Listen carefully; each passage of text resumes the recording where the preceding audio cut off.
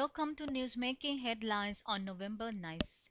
Well, it seems that along with flooding, panic, and misery comes an insane rise in food prices.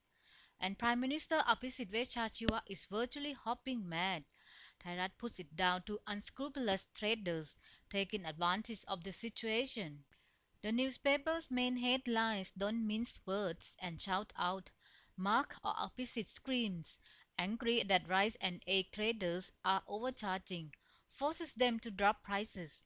Commerce Ministry threatens to take action against blood-sucking traders. The story says egg prices have risen by 10 stang each, and a 5 kg bag of rice has risen by 5 to 10 baht. Worse, rice that was meant to be distributed as part of a donation to flood victims was repackaged and sold. Having been tipped off about what was happening, the PM promptly ordered an investigation. On his first visit in 10 years, former world number one golfer Tiger Woods made an early morning visit to Sililat Hospital to pay respects to His Majesty the King by signing a get well book at the hospital.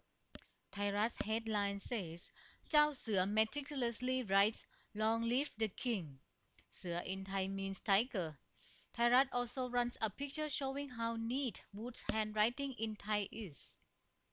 Woods also met Premier Abhisit and presented him 2.2 million baht in donation for flood victims.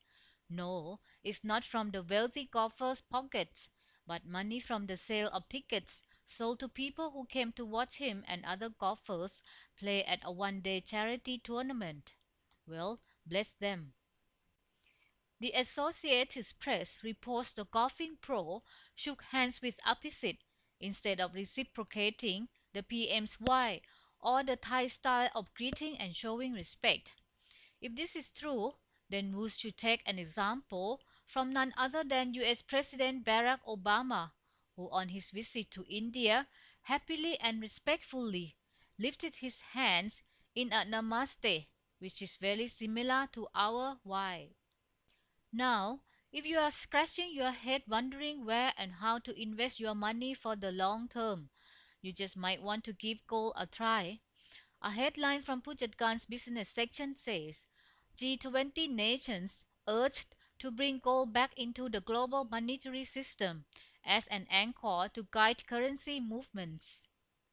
This call has been made by World Bank President Robert Zoellick amid worries of a new currency war that's when countries jostle for trade advantage by massaging their exchange rates lower.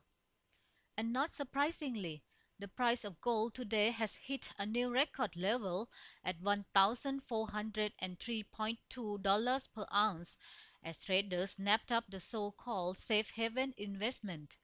Some economic analysts have predicted that gold prices will soar to $1,500 per ounce by the end of this year and to $1,700 per ounce next year. Well, now we are tempted to run off to the closest gold shop. Do you prefer to see Bangkok as the city of magnificent Buddhist temples or the city of spectacular skyscrapers?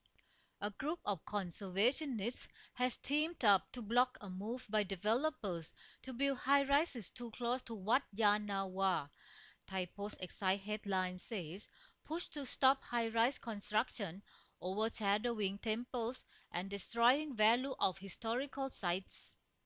The developers are seeking permission from the city administration to build near the temple. Let's see if they get the nod. Meanwhile, Buddhist enthusiasts who wish to see what believed to be the origin of Tripitaka can head to Puttamonthon.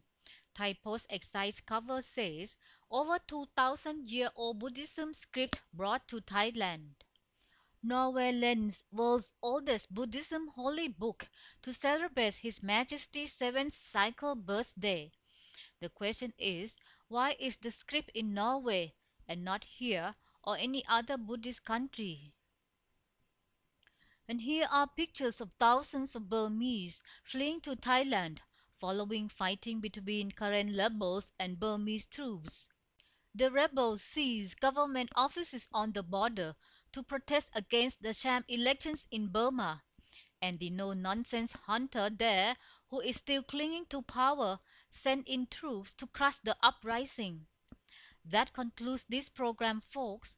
Thanks for tuning in. Bye.